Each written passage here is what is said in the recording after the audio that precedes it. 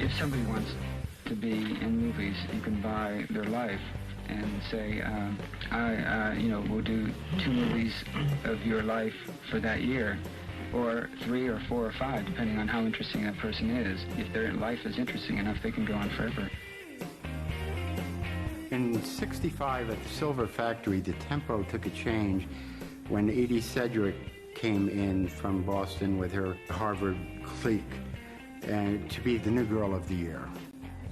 Jane Holzer was really the first girl of the year, and she got coverage about that.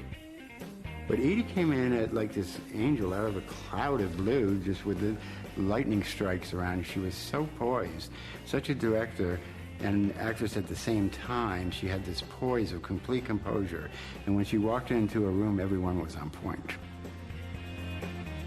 I think it's sheer beauty. She had sort of a gamine look, very long legs, very pale face, very pale lips, and a waif in a way. Time sort of stopped when you were with her. I think she may have been the very first of the great superstars.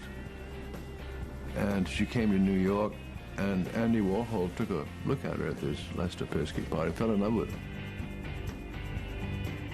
Of all the superstars drawn into the orbit of Andy Warhol's career, none would match the brilliance with which Edie Sedgwick blazed across the firmament of the factory in 1965.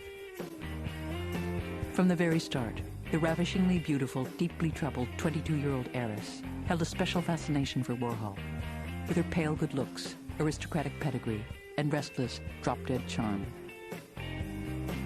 With a deeply addictive personality and family shadows that included a predatory father and 2 brothers who had killed themselves less than 10 months apart the year before, Sedgwick had more problems than anyone I had ever met, Warhol said.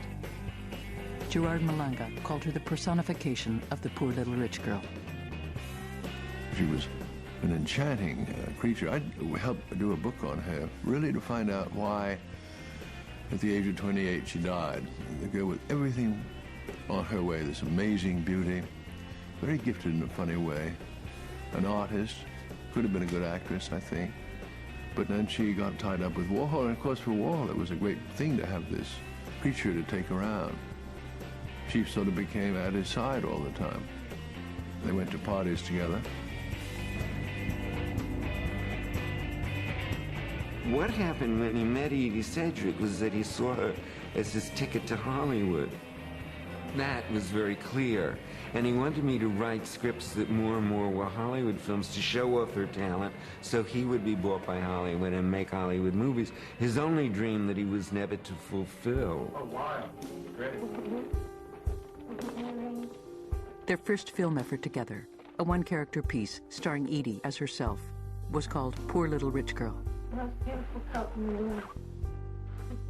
Though half the film was out of focus, Edie's charisma shone through anyway, and her career as an underground film star was launched. For their next project, Warhol asked Deville to write a new script for Edie. Something in a kitchen, he said. Something white and clean and plastic. The result was Kitchen.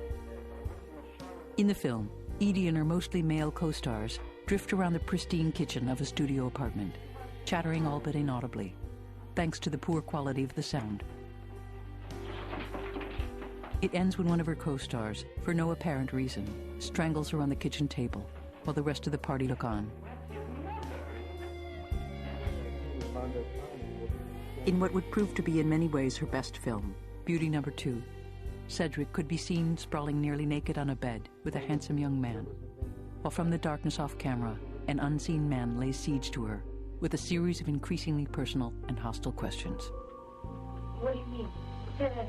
What do you keep asking me what I mean for? You know damn well what I mean.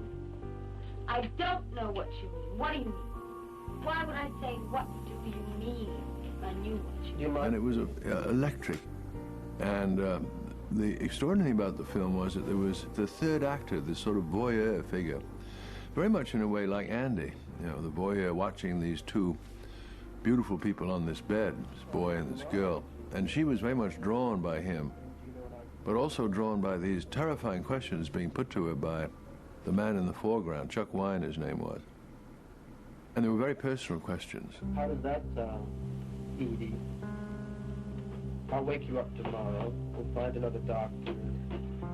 You can read. I've got Beauty number 2, in many ways, was the high point of Edie Sedgwick's career. By the time it premiered on July 17, 1965, to glowing reviews that certified her status as the queen of underground film in New York, her relationship with Warhol had already begun to sour. She often talked about trying to get close to Andy, a mutual friend reported, but she never could get close to him on an emotional level. Money, too, became an issue. Though the films seldom made a profit and had to be subsidized by the sale of Warhol's paintings, Edie grew increasingly resentful of his refusal to pay her for her work. Egged on by her friends, including Bob Dylan's right-hand man, Bobby Newworth, with whom she would soon start a passionate affair. It was the beginning of a bitter tug-of-war between the Warhol and Dylan camps, which was still going on the day Dylan himself sat for 2 tense screen tests at the factory 6 months later. By then, Edie herself had started the long spiral down into darkness and drug abuse that would end with her death 5 years later. By the time I came along, she had come back from Woodstock, a heroin addict, and there wasn't much you could do with her. And I think Andy knew that too, and that it was the beginning of the end. Many dreams were dying for him, that he'd keep trying with her, but he knew she wasn't going to take him to Hollywood. And in fact, every day she was heavier and heavier into drugs, so she couldn't, aside from not making lawns work, couldn't remember anything anymore. When Edie Sedgwick started going into the outer darkness, Andy Warhol did not try and bring her back. Or if he did, it was a pretty ineffective gesture. So that's a factor that one must weigh along with the greatness and the brilliance and the talent and all the rest. His, I have to say it, his responsibility to these people who came into his world. Edie Sedgwick, because she came from a socially prominent family, ended up not dying in the streets exactly, but dying terribly at the age of 28. 28.